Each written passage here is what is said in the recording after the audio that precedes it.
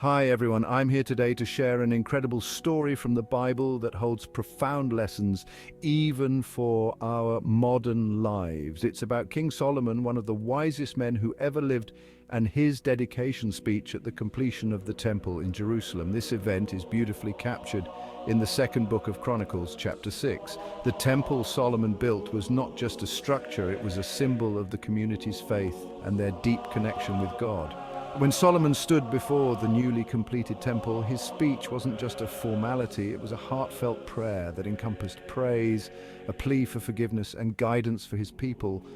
Imagine standing there, witnessing Solomon as he spreads his hands toward heaven, saying, "O Lord, God of Israel, there is no God like you in heaven or on earth. You who keep your covenant of love with your servants, who continue wholeheartedly in your way." What strikes me deeply about this moment is Solomon's acknowledgement of God's steadfastness and his own humility. In his prayer, he wasn't just speaking to God, he was teaching us about recognizing the divine in our daily lives and maintaining a humble heart.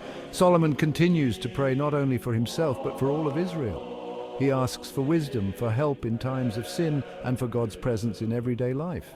When the heavens are shut up and there is no rain because your people have sinned against you, and when they pray toward this place and give praise to your name and turn from their sin because you have afflicted them, then hear from heaven and forgive the sin of your servants, your people Israel.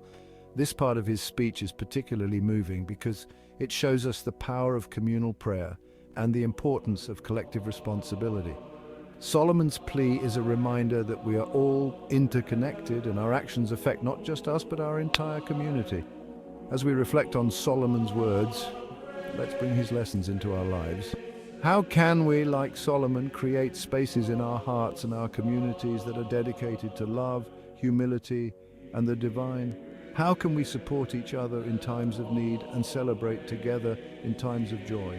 Today, let these questions guide you as you find ways to strengthen your community and deepen your spiritual connections.